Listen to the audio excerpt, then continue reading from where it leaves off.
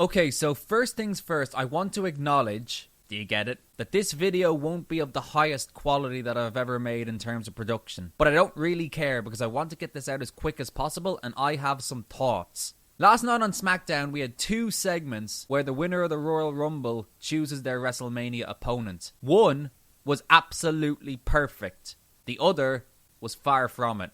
When I made my WrestleMania main event predictions video a few months ago, I did say that the main event of night 2 would boil down to two options. And now we have one of those options, and I can't believe the way they've gone about it. And look, if this video turns out to age like milk, I will hold my hands up and admit I was wrong. But I don't see how WWE get themselves out of this one with the fans. Cody Rhodes has been made to look like a fool. He spent all night advertising that he was going to make his pick for WrestleMania, and his pick was that he's going to step aside from the title he really wants for reasons that still are not fully clear. I've seen some people say that he's forfeited his Royal Rumble title shot, but that's not exactly the case because he can still challenge Seth Rollins. But he's made it clear that it's the other title he wants, and so for him to walk away from it makes him look terrible. Cody said in his promo that he took some counsel from The Rock. In kayfabe, what counsel could he have possibly been given that led him to make the decision to let Rock have the match he wants at WrestleMania? That's all I'm going to say about Cody for now, but TLDR,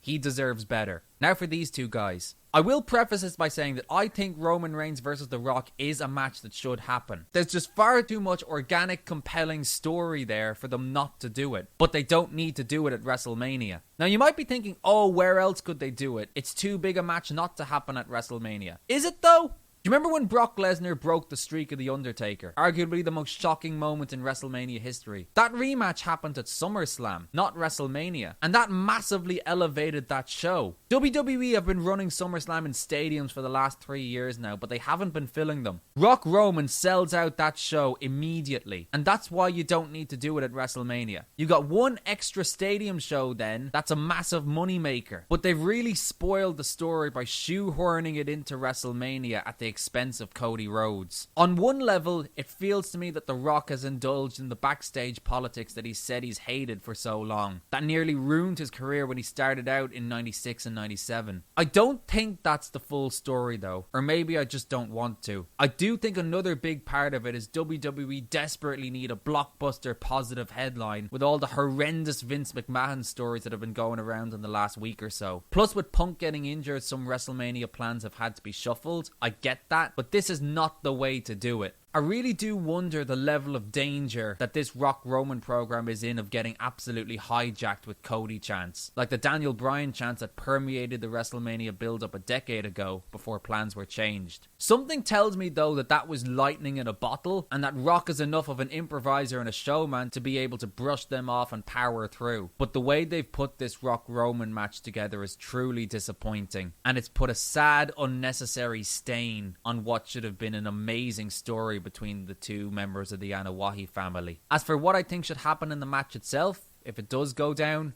I talked about that in my WrestleMania main event predictions video, and my opinion hasn't changed. So go check that out if you want to find out more. Apologies for the lack of video production here today, guys. I hope you enjoyed the video anyway.